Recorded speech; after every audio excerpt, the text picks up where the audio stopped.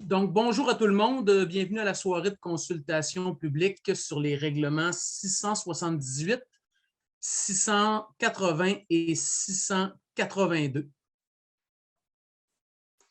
Donc, nous allons débuter par une présentation du règlement 678 et il y aura une période de questions par la suite. Donc, le projet de règlement numéro 678 modifie le règlement du zonage numéro 603 ayant pour objet de régir les usages en zone U8. C'est de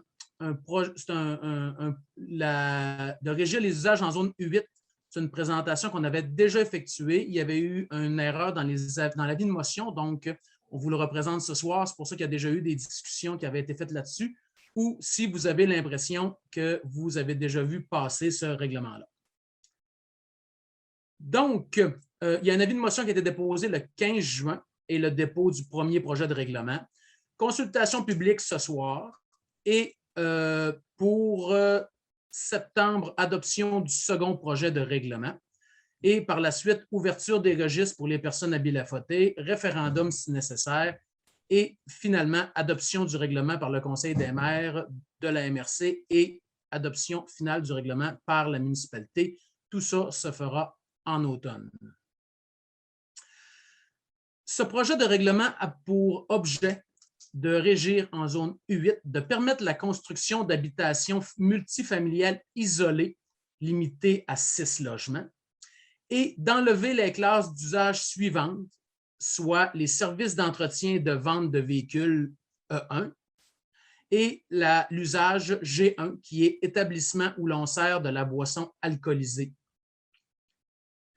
La zone U8, c'est la zone là, dans le noyau villageois là, pour la municipalité, c'est la zone qui inclut la station-service et l'épicerie. Dans le fond, dans la modification de la grille d'usage, ça va autoriser l'usage C1, donc habitation multifamiliale isolée limitée à 6 logements, et ça va enlever les usages E1 et G1. Donc ici, on voit la grille d'usage qui est utilisée dans la zone U8 qui est ici. Donc, je vous fais grâce de la lecture.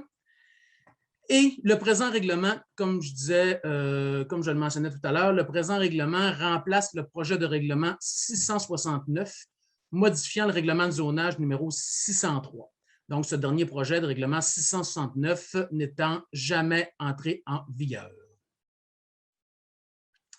Donc, suite à cette présentation-là, je reviens à la salle.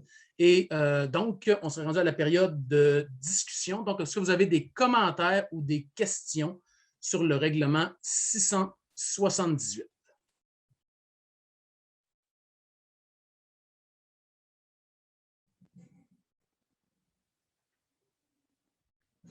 Bonjour, M. Maltais.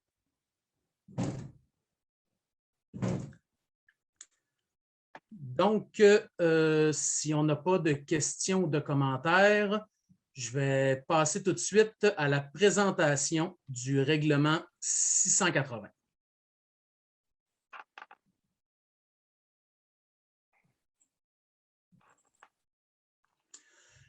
Donc, le projet de règlement numéro 680, modifiant le règlement du zonage 603, ayant pour objet de régir l'implantation des panneaux solaires sur l'ensemble du territoire de la municipalité.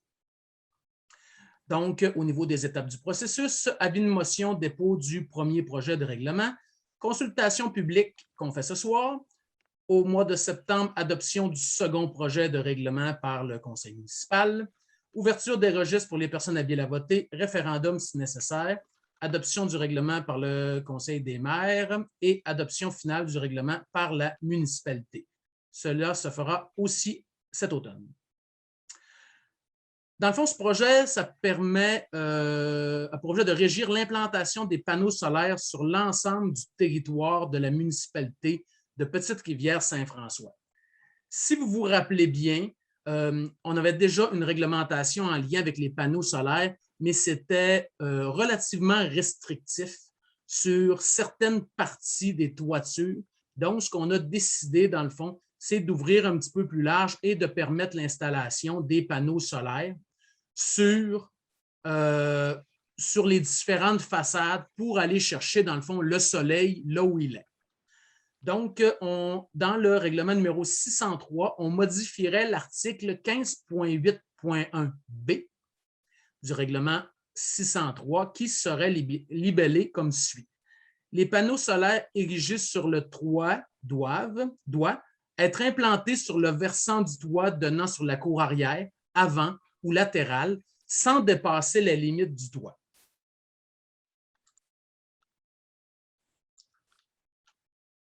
Donc, voici en quoi consiste le règlement 680. Est-ce que maintenant, c'est la période de discussion ou de questions? Donc, la parole est à vous.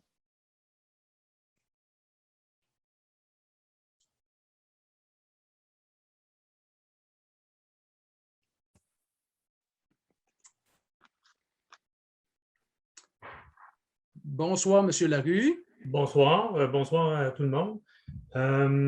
D'abord, je voudrais remercier le Conseil de proposer ce changement-là. Je pense que c'est moi qui l'avais demandé. Et ça, en tout cas, ça fait du sens. C'est plus équitable qu'on puisse le mettre sur dans toutes les orientations possibles pour aller chercher le soleil plutôt que dans la cour arrière. Si je me souviens bien du règlement 603, on limitait la surface de panneaux solaires à 30 de la surface du toit. Est-ce que cette limitation-là va rester? Puis si oui, pourquoi? Dans le fond, cette limitation-là, je n'ai pas le règlement 603 ici sous la main. Si ce n'est pas inclus dans la proposition de règlement 680, c'est parce qu'on n'a pas décidé de la modifier. On s'est concentré sur les différents côtés là, du toit des bâtiments principaux ou secondaires. Et pour l'instant, c'est un maximum de 30 qui est considéré.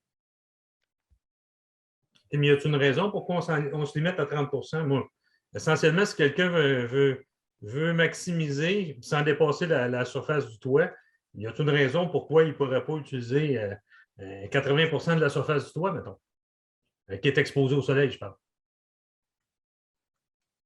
Parce que je comprends qu'on ne veut pas que les panneaux solaires dépassent des limites du toit. On ne veut pas que la maison se transforme en champignon avec les panneaux solaires.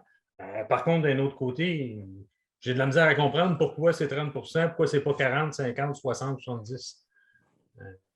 Souvent, ça va devenir une analyse financière de la personne qui peut être installée à mettre un panneau solaire.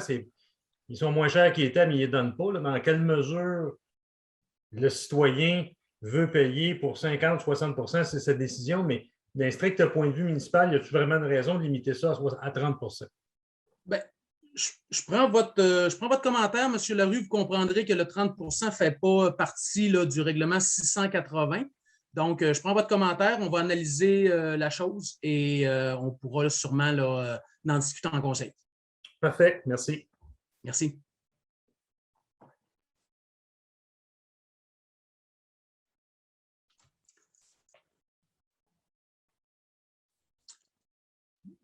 Donc, est-ce qu'il y a d'autres questions ou commentaires concernant le règlement 680?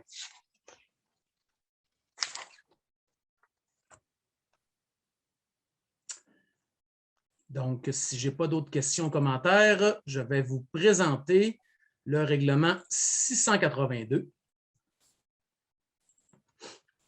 Donc, le règlement 682, modifiant le règlement de zonage 603 et ayant pour objet de régir la hauteur des bâtiments en zone UM1.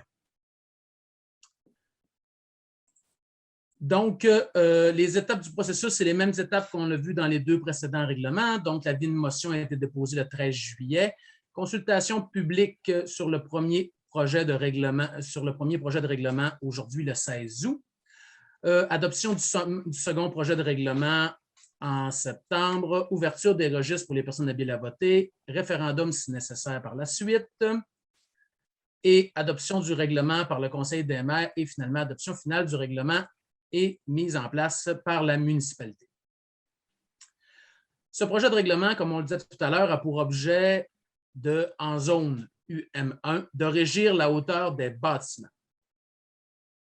La zone UM1, c'est une zone qu'on retrouve principalement dans le coin là, du massif de Petite-Rivière-Saint-François et une partie du Club Med. Donc, la modification de la grille des usages et des constructions autorisées par zone, présente à l'article 5.3.2 du règlement de zonage numéro 603, afin, là c'est ce qu'on propose, de limiter la hauteur des bâtiments à 4 étages et 18 mètres de hauteur dans la zone UM1. Ici, on vous présente la zone UM1 dont vous pourrez prendre connaissance dans le règlement 603. Peut-être juste à titre d'information, c'est que le bâtiment prévu par le groupe Le Massif, ici, ce n'est pas une modification de hauteur qu'on permet. Il n'y a aucune augmentation au niveau de la hauteur. Vous vous rappelez que le bâtiment, on a changé la hauteur, on a changé la façon de calculer la hauteur des bâtiments. Et cette nouvelle façon de faire, cette nouvelle définition a fait que le projet qui est sur le point de se construire là, pour le groupe Le Massif, était dérogatoire d'une certaine hauteur, considérant que la définition de hauteur avait été changée. Donc, considérant le fait que le bâtiment, dans le fond, est le même que celui qui avait été accepté précédemment, considérant aussi qu'on avait déjà eu des discussions là, par rapport à ce bâtiment-là, on a décidé à l'intérieur du conseil de modifier la grille UM1 pour faire passer, là, dans le fond, la hauteur du bâtiment. Le 4 étages demeure le même, mais la modification se fait au niveau de la hauteur. Donc, ça nous amène à la période de discussion. Avant ça, dans le fond, la hauteur permise était de 16 mètres et pour rendre correct là, ou non dérogatoire la hauteur du bâtiment, on l'a fait passer là, à 18 mètres. Donc, est-ce que vous avez des questions ou des commentaires à propos du règlement 682?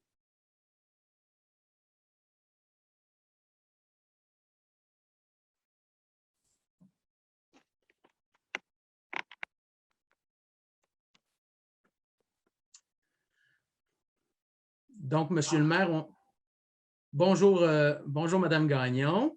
Bonjour. Donc, Monsieur le maire, si les gens n'ont pas de commentaires ou de questionnements en lien avec le projet 682, ça mettrait fin à la consultation publique de ce soir. Donc, si vous voulez, je vous laisserai le mot de la fin. Donc, merci. Pour une première consultation, vous avez très bien réussi, M. Simard. Merci beaucoup.